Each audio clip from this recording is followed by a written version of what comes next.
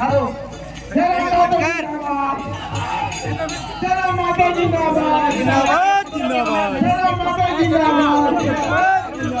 जय माता जिंदाबाद जिंदाबाद जय माता जिंदाबाद जय माता जिंदाबाद जय माता जिंदाबाद जय माता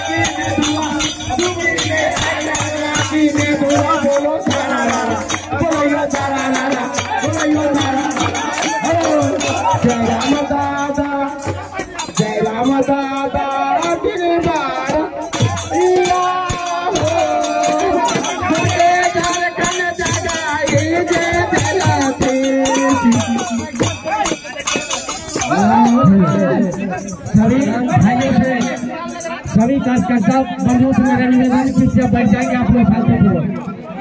खुशी दादा आ चुके हैं और आप लोग से मेरा निवेदन है गुजारिश है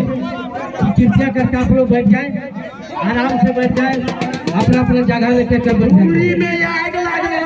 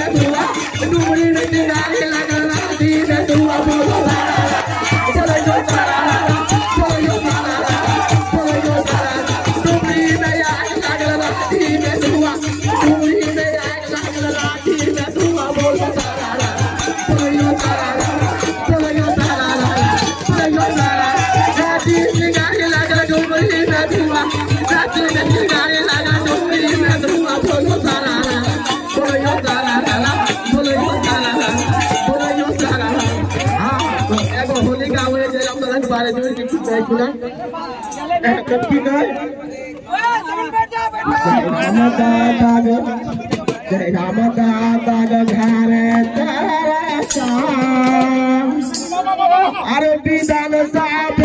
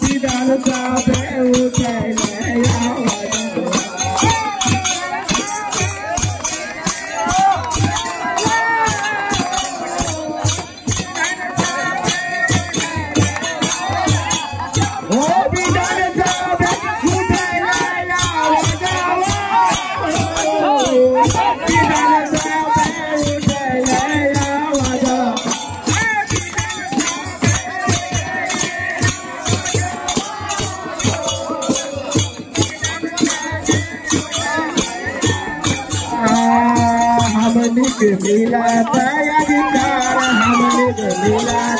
अधिकार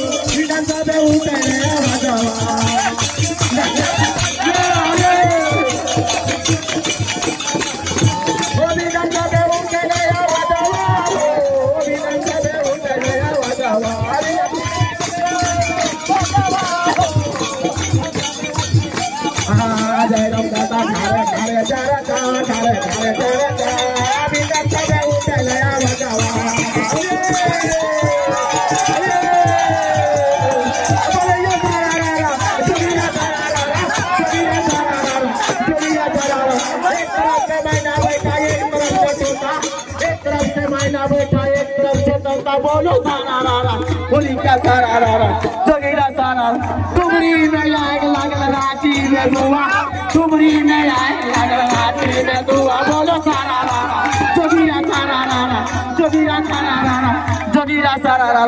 बोलिए हाँ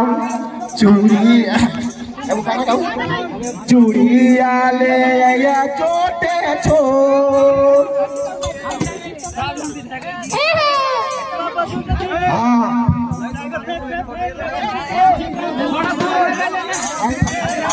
हेलो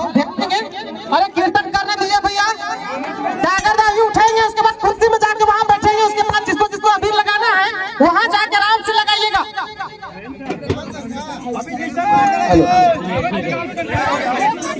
सबसे अनुरोध करना चाहूंगा थोड़ा कीर्तन करने के लिए उसके बाद टाइगर चल में बैठे जाएंगे उसके बाद जिनको खेलना है थोड़ी देर कीर्तन करने के लीजिए उसके बाद टाइगर दादा कुछ बैठे कर लगा दीजिए। पहले गुलाल रंग माथे पे मारो पहले गुलाल रंग माथे पे मारो पहले गुलाल रंग माथे पे मारो गुलाल रंग माथे पे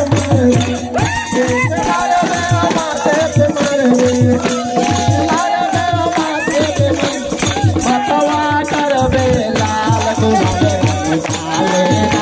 गुलाल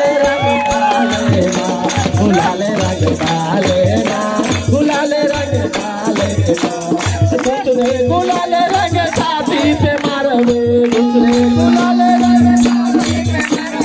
छाती पे मारवे छाती पे मारवे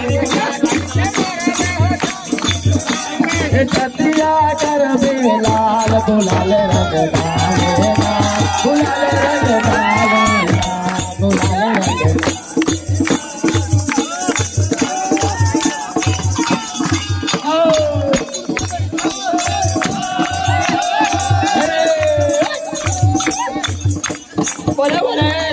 रामचंद्र की